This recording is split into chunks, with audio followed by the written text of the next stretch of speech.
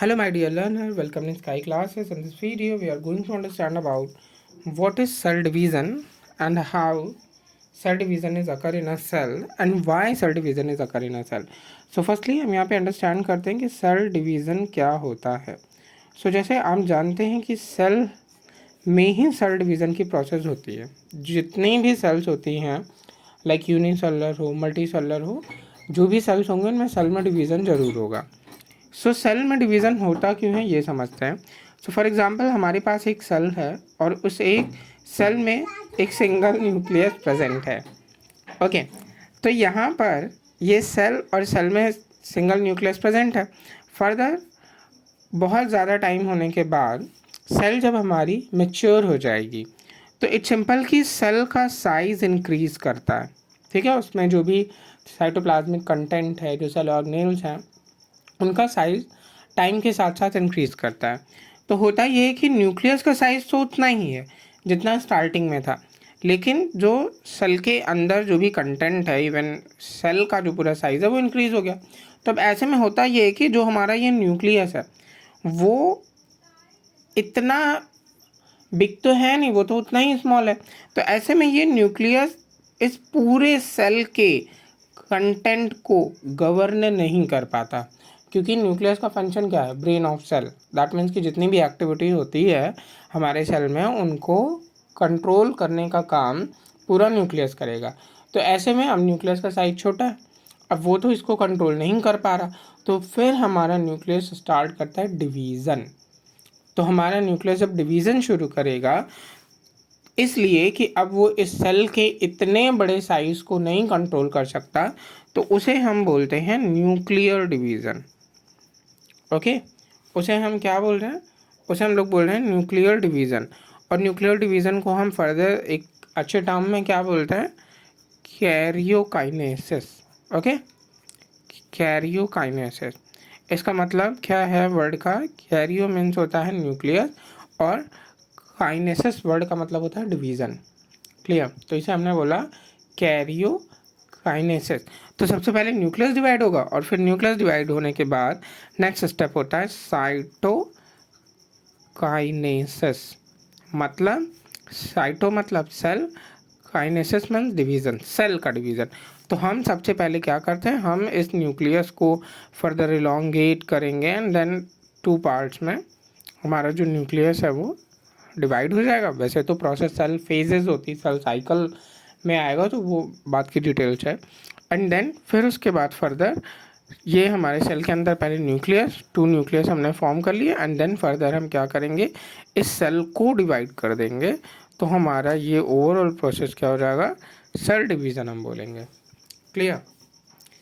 अब हम cell division के टाइप्स को अंडरस्टैंड करते हैं. तो सेल डिवीज़न कितने टाइप्स का होता है, सेल डिवीज़न हमारा होता है 2 टाइप्स का.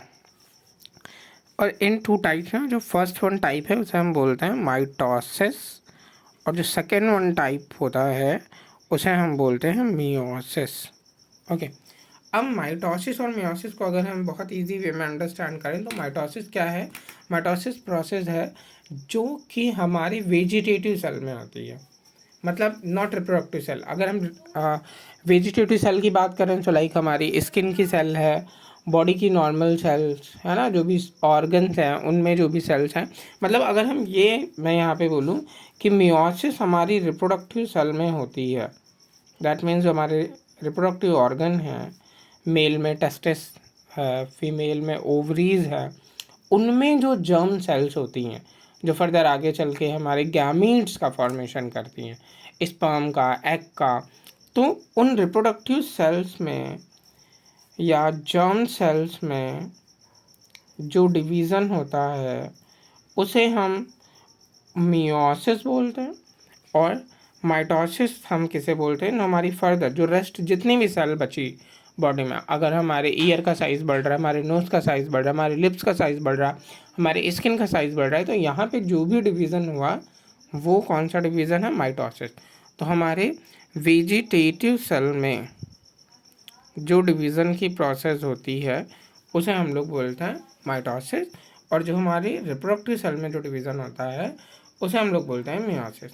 तो ये हो गया माइटोसिस और मियोसिस. ओके, नेक्स्ट अब हम लोग फर्दर यहाँ पे बात करें कि माइटोसिस की सेल में बेसिक कॉन्सेप्ट को अगर समझें तो हमारे पास एक सेल होती है, ओके, सिंगल यहाँ पे न्यूक्लियस प्रेजेंट है, और इनसे 2 सेल्स का सिर्फ फॉर्मेशन होगा, ओके। तो यहाँ पे 2 न्यू सेल्स बनती हैं, 2 न्यू डॉटर सेल्स या फिर बन रही हैं, तो ऐसे डिवीज़न को हम बोलते हैं माइटोसिस।